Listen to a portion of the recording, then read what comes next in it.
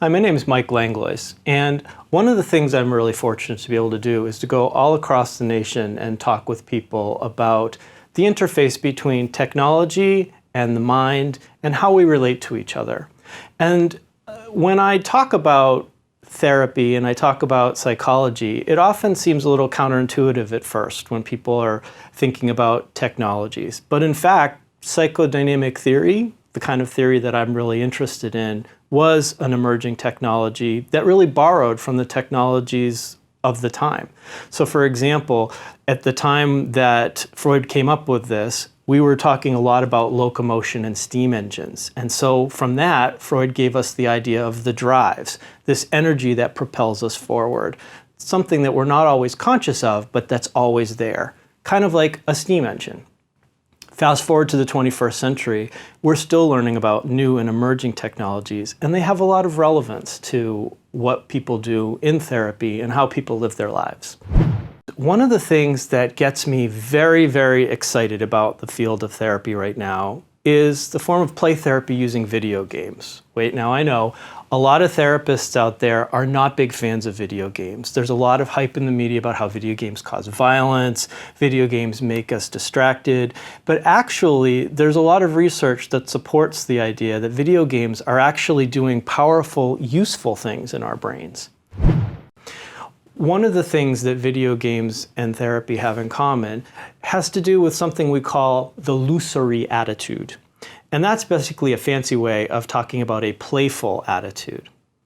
Now, there was this man named Bernard Suits who defined play in a very interesting way. And he said, play is the voluntary attempt to overcome an unnecessary obstacle.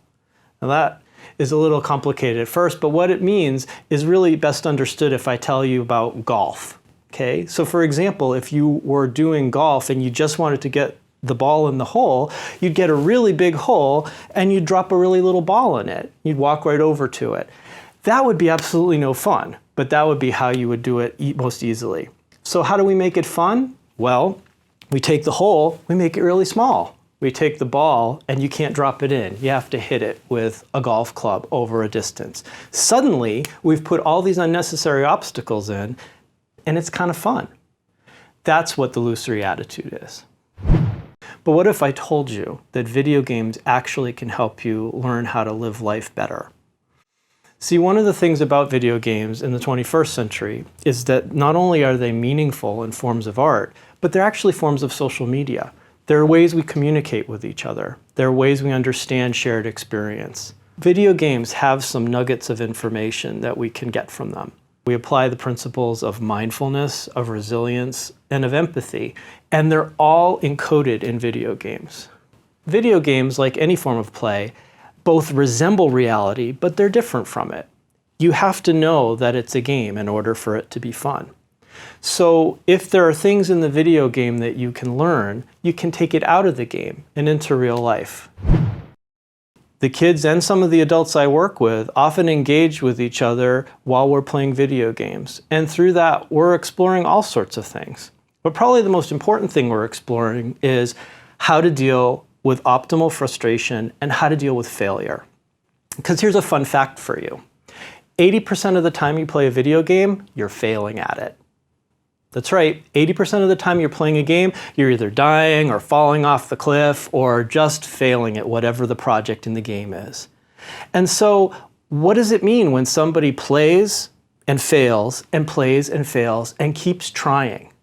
That's what we call in therapy resilience. And it's something that we're really overlooking with adolescents and kids and some adults when we talk about how they're failing at other things in life. So sometimes when you're inclined to take away the video game because they're not doing other things, stop for a minute and think about that.